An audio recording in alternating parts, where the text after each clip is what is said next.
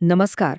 आजच्या या सखोल विश्लेषणात आपण अशा एका माणसाची गोष्ट जाणून घेणार आहोत, ज्याने आपण पृथ्वीकडे पाहण्याचा दृष्टिकोनच मुळापासून बदलून टाकला. खरं सांगायचं तर तो माणूस एका अर्थाने डिस्रप्टर किंवा क्रांतिकारकच होता. त्यांचं नाव आहे अलेक्झांडर फॉन हम्बोल्ट. आज आपण त्यांच्या या अफाट आणि रोमांचक प्रवासाची सविस्तर माहिती घेणार आहोत. निसर्गातील प्रत्येक गोष्ट एकमेकांशी जोडलेली आहे. हे वाक्य ऐकायला आज अगदी साधं आणि साहजिक वाटेल ना, कारण आपल्याला हे शाळेतच शिकवलं जातं. आधुनिक विज्ञानाचा तो पायाच आहे. पण विचार करा, 19व्या शतकात हे म्हणणं म्हणजे एका प्रचंड मोठ्या आणि अभूतपूर्व बौद्धिक क्रांतीपेक्षा कमी नव्हतं. चला धर्म, याच्या मुळाशी जाऊया. हम्बोल्टच्या आधीचा भूगोल म्हणजे खरं तर फक्त नावापुरता आणि जुनाट होता. नकाशे काढायचे, गावांना नावे द्यायची आणि प्रवासाची वर्णने लिहायची, बस. पण हम्बोल्टने या जुन्या पद्धतीला अक्षरशः मोडून काढलं. त्यांनी निरीक्षण, अचूक मोजमाप आणि प्रयोगांवर भर देत भूगोलाला एका सखोल, परस्पर संबंधित विज्ञानात रूपांतरित केलं. आता ही सुरुवात कशी झाली ते पाहूया. एका अतिशय श्रीमंत आणि खानदानी प्रशियन कुटुंबात जन्मलेला हा मुलगा. त्याला शंख, खडक आणि कीटक गोळा करण्याचं इतकं वेड होतं की लोक त्याला गमतीनं छोटा औषध विक्रेता म्हणायचे. पण या मुलाने विलासी आणि आरामाचं जीवन निवडलं नाही. त्याऐवजी तर्कशुद्ध विचार आणि कलात्मक संवेदनशीलता यांची सांगड घालत त्यांनी वैज्ञानिक अन्वेषणाचा अतिशय खडतर मार्ग निवडला. त्यांच्या या अफाट प्रवासाचा एक वेगाने आढावा घेऊया. सुरुवातीला त्यांनी घेतलेलं खाणकाम आणि भूविज्ञानाचं अतिशय कठीण शिक्षण हे त्यांच्या पुढील जागतिक मोहिमांची एक प्रकारची भक्कम पूर्वतयारीच होती.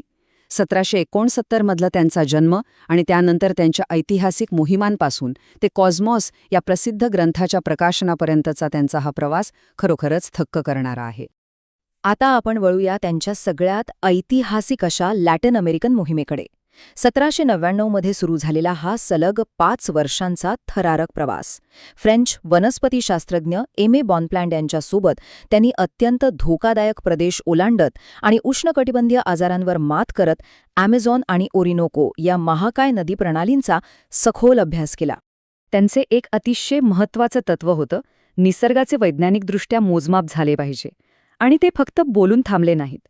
अंगाची लाही करणाऱ्या जंगलात आणि कठीण परिस्थितीत ते स्वतःसोबत जड आणि अत्याधुनिक उपकरणे घेऊन गेले, जेणेकरून तापमान, उंची आणि चुंबकीय बदलांचे अगदी अचूक मोजमाप करता येईल. पण त्यांच्या या साहसाचा कळस म्हणजे माउंट चिम्बोराझो या ज्वालामुखी पर्वताची ती जीवघेणी चढाई. त्यावेळी हे जगातलं सर्वात उंच शिखर मानलं जायचं.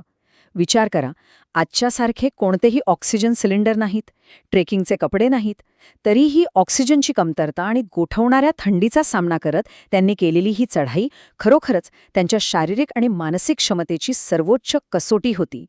आणि हीच गोष्ट आपल्याला अगदी उत्कृष्टपणे दर्शवते की त्यांनी लावलेला शोध किती महान होता. यालाच आपण व्हर्टिकल झोनेशन किंवा उभी विभागणी म्हणतो.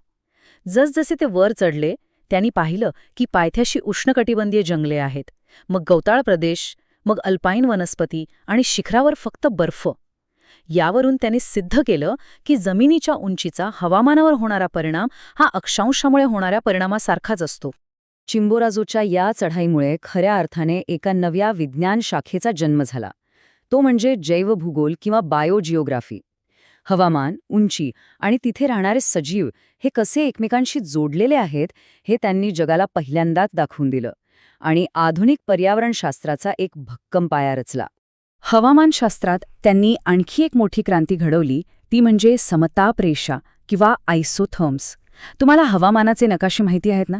समान तापमान असलेल्या ठिकाणांना जोडणाऱ्या या रेषांमुळे पहिल्यांदाच जागतिक हवामानाची एकमेकांशी तुलना करणं शक्य झालं. आजचे अत्याधुनिक हवामान अभ्यास आजही याच मूलभूत संकल्पनेवर अवलंबून आहेत. याशिवाय दक्षिण अमेरिकेच्या किनाऱ्याजवळचा एक अतिशय महत्त्वाचा थंड पाण्याचा प्रवाह शोधण्याचं श्रेयही त्यांनाच जातं. आज तो हम्बोल्ट प्रवाह म्हणून ओळखला जातो. महासागर हे फक्त पाण्याचे साठे नाहीत, तर ते प्रादेशिक हवामान आणि सागरी परिसंस्थेला किती प्रभावीपणे आकार देतात हे सिद्ध करणारा हा एक थक्क करणारा शोध होता.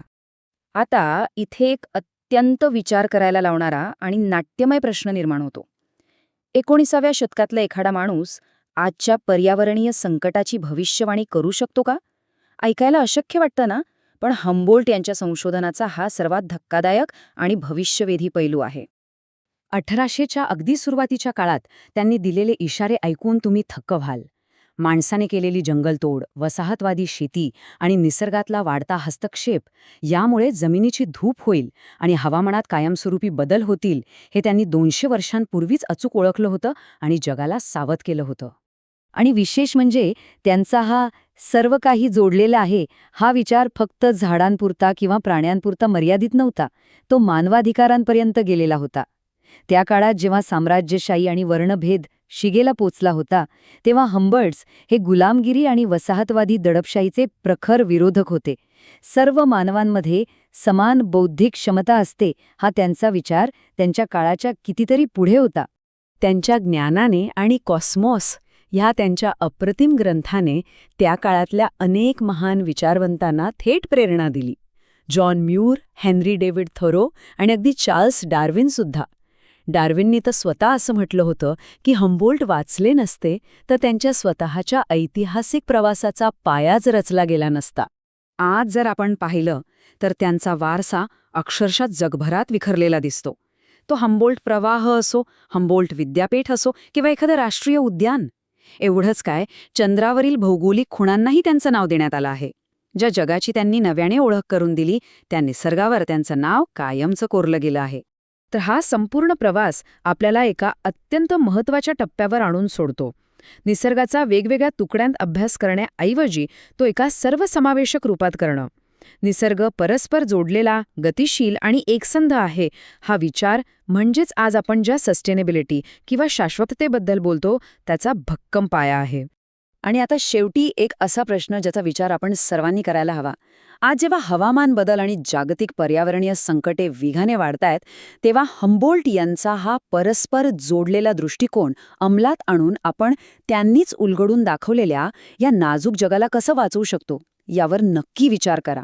कारण हे जग टिकवायचं असेल तर आपल्यालाही तोच व्यापक दृष्टिकोन स्वीकारावा लागेल. या विश्लेषणात आज सहभागी झाल्याबद्दल खूप खूप धन्यवाद.